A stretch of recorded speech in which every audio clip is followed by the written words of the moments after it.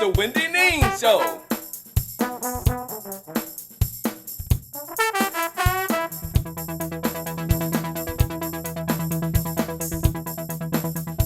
Now here's your host, Wende Neen.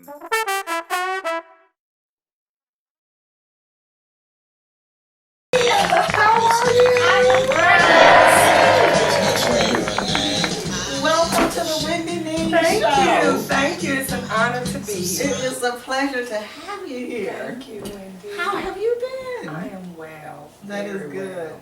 It Yes. sounds like you are. You got a lot of excitement going on right now. Yes, ma'am, I do. I was just talking to Derry, and he was explaining to me about how you all connected. Obviously, he started out with his head in your lap, Right. where he'd gotten so sick from drinking, Right. and you were being really nice.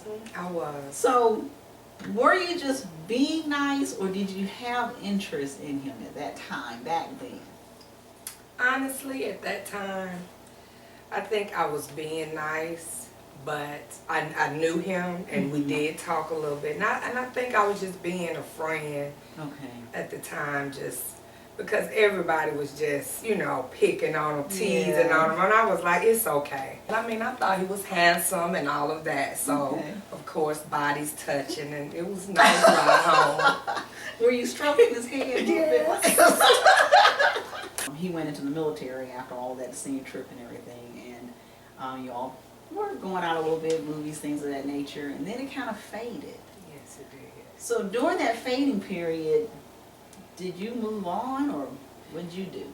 I did a little moving around, so Yeah. wasn't able to really probably keep up with me as far as phone numbers and things of that nature. I ended up marrying, and I think I married a little too young, but I did. I ended up marrying, and my marriage, it did not last very long.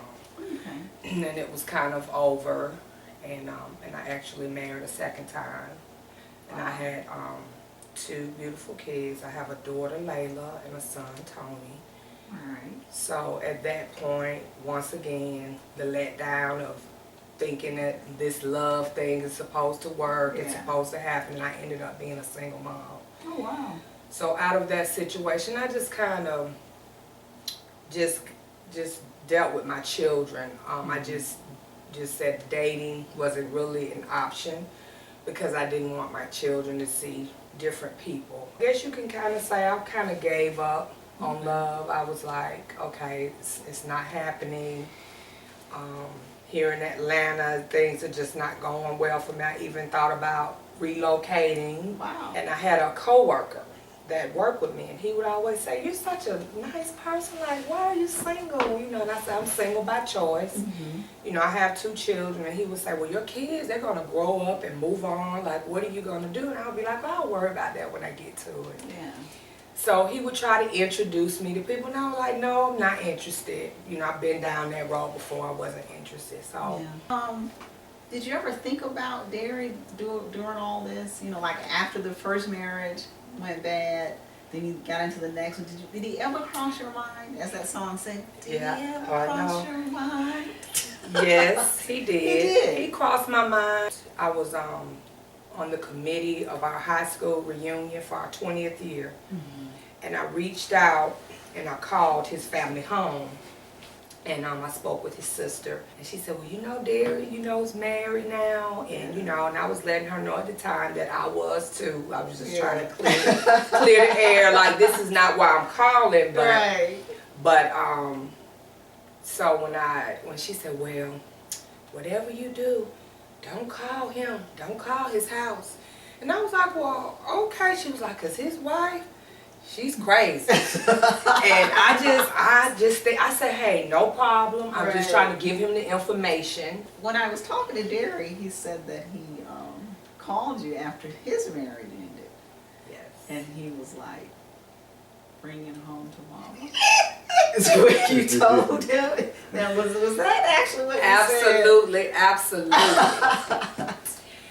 Now, the timing of that, now you were about to tell us about with the minister, and then you get this phone call. So tell us how that kind of worked together. Okay, this is the fun part, guys. Okay. So the minister at work was telling me, he was like, hey, you know, when you pray for your mate, he said, when you do, he said, be specific. He said, write down all the things you want in a man, in a mate. And he said, just make sure that you not just going on, oh, I want him to look like this and I want him to have this much money. He said, be specific. And I did that. So I went home that day and I did that. And it was a long list. And I said, okay, I think this is it. So he told me when I had written it out, to place it in my Bible and say my prayer over it and kind of be done with it, you know. And maybe every now and again go back to it in a prayer, you know, but not just dwell on it. And that's what I did. So I would say, honestly, approximately maybe 3 to 4 months later, I'm in the phone place. Something was wrong with my phone. So I wanted to ask them if they could help me out with it. So while the guy was working on my phone, I heard this funny beeping noise. And I was like, what is that? So he was like, someone is trying to call you. And he turned the phone so I could see the name. And I said, Derry Walker. I said, how is he calling me? Because I didn't know that you can call on instant message. I didn't know that. So I said, okay, but he was in the midst of what he was doing. I was like, well, I'll just contact him later. I need to get my phone. It was the butterflies in the tummy and all that. You know, to be honest, I still had that thought about what his sister said. Okay. So I was also on the committee again for the 30th year. So I said, well, he must be contacting me for that. Yeah. Because he was new to Facebook. I knew I hadn't seen him and he had friended me the day before. Okay.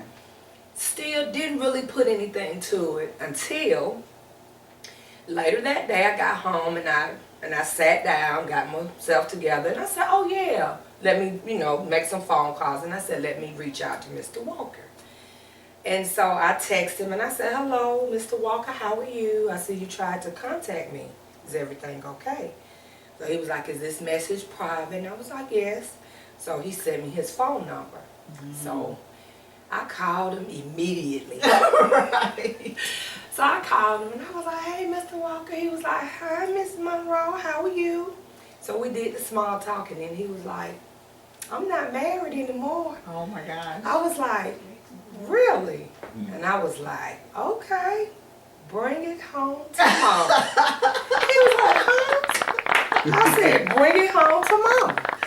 And so he was like, are you ready to fall in love with me again? And I was like, I said, I want you to make sure, don't be playing with me. Right. Because, you know what I'm saying? I've been waiting on something. Please don't play. When I met him, what I felt was everything from 1985. It just came back again. And then the way I was feeling, I was like, this is it. Oh wow. On that first day, I knew it. I was like, this is it.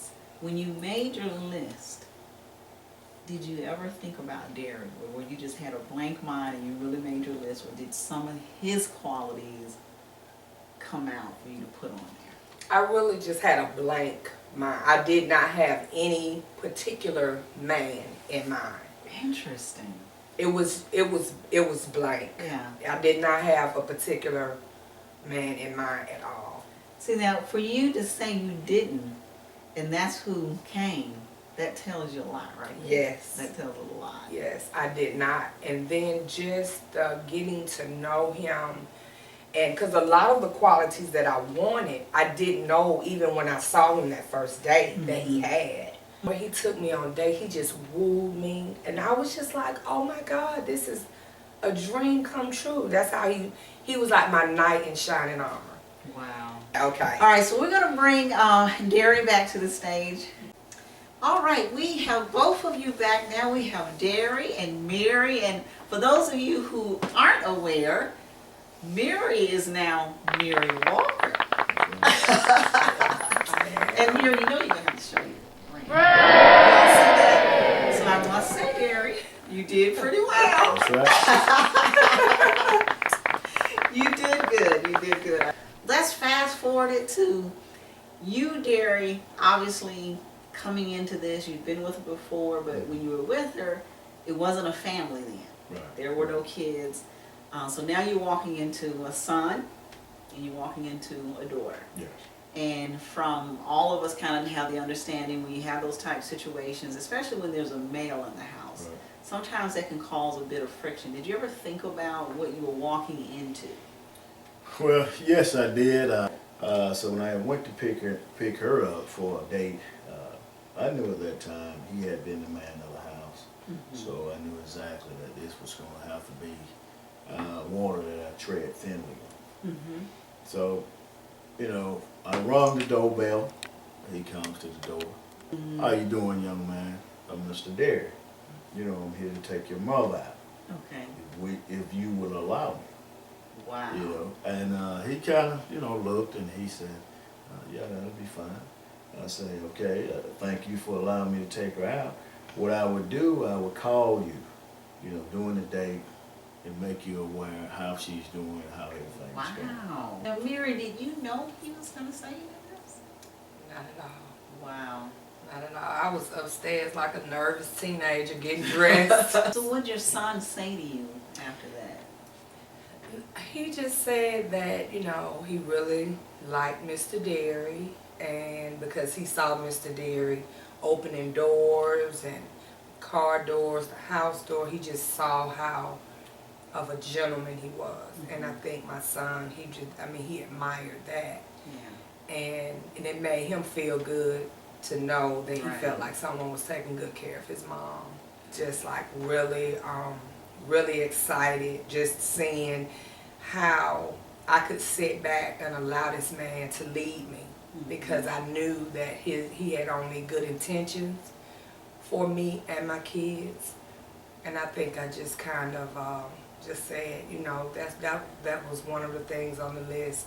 And finally, a man that I felt comfortable with catering to. Mm-hmm. And I enjoy that, fixing his plate, fixing his breakfast before work, fixing his lunch, making sure that he's taken care of. Mm-hmm.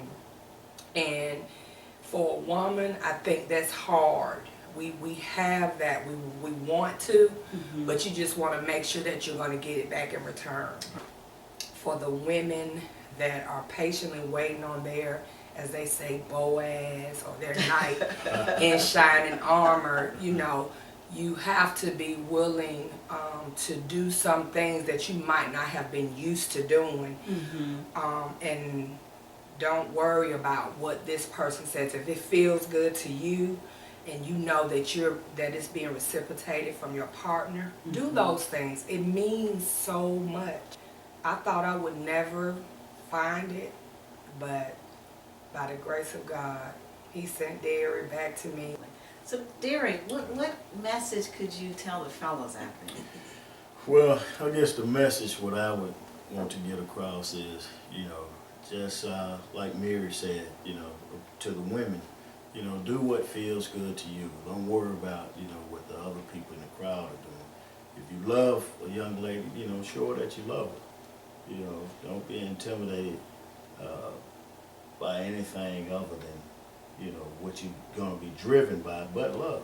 Right. When me and Miri reconnected, I told her, I wanted to make sure that this was for real, and I'm playing for keeps, so to speak.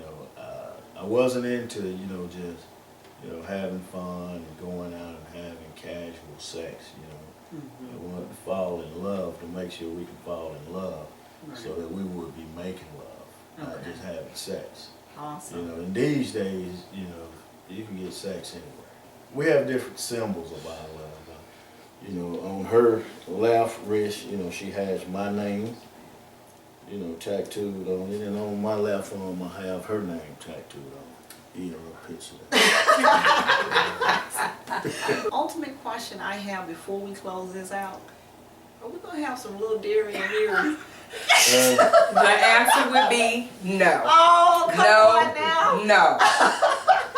Stay Those tuned. days are over. Right. You didn't answer. Stay tuned to the Wende Neen show to find out.